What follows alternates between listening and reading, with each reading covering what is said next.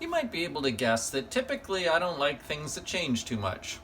I've been living in the same house for, 25 years or so? I've worked the same job for 30 years or so. I've been married to Sarah for how long? 25 years. 25 years, 26, 27? Who knows? Anyway, I don't like things that change too much. So you might understand that this week has been a little bit weird for me, these last few weeks. The first week of being at home and working from home, being out of my routine, was kind of interesting because it was just different. The second week was okay.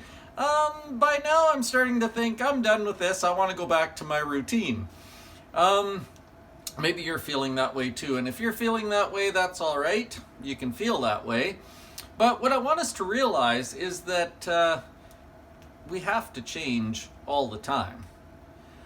Even when things were routine, even go back a year and things were routine, you were getting dragged forward by time whether you wanted to or not. Things are changing whether you like them or not all the time. I went for a run the other day, and typically I can run around our neighborhood, which is just over a mile. I used to go out and do that, no stretching or nothing, just decide I'm going to go run a mile, maybe a couple of times around the block, maybe a couple of miles.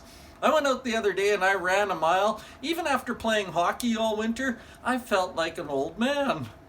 Things are changing, right? Things are changing. We're being dragged through time, and whether we like it or not, things do change. So that tells me that probably we ought to become people who are used to change, who like change, because if it's going to change anyway, we better get used to it. Interestingly, in the Bible, Jesus told people to change all the time. In fact, there was only one group that Jesus never told to change. Can you think of who it was? I'll give you 2 seconds to think about who he told he never said change to this group. The only group he said don't change to was children. And the reason I think that is because children are always changing. They're already doing it. Children are learning to walk, children are learning to read, children are learning to do math, children are learning to play sports, children are always challenging and growing and getting better at something. They're always changing. A kid in grade 1 is not the same kid as he is in grade 8 because they're always changing. Jesus said to everyone, you've got to become like little children. And I think in one of those ways is that we've got to learn to accept the changes that come. And so right now, this week, I'm struggling a little bit with the change that I've been put into. I don't like this much anymore, but I better figure it out because that's the way we grow. We only grow when we're changing. The other thing to hold on to, too, is that we've got to have some things that don't change. When everything else is changing, we need some things that are solid.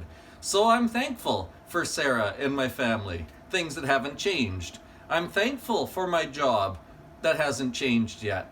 One of the things I'm also thankful for, the Bible reminds us that in amongst all the changes, it says in Hebrews chapter 13, verse 8, Jesus Christ is the same yesterday, today, and forever. So if you've had a belief in the past that Jesus was looking after you, that hasn't changed. If you can see in the past where God has blessed you, that hasn't changed. If you know that God has looked after you previously, that hasn't changed. And it won't change now, and it won't change in the future. God's still looking after us. Everything's okay, even if it doesn't feel that way.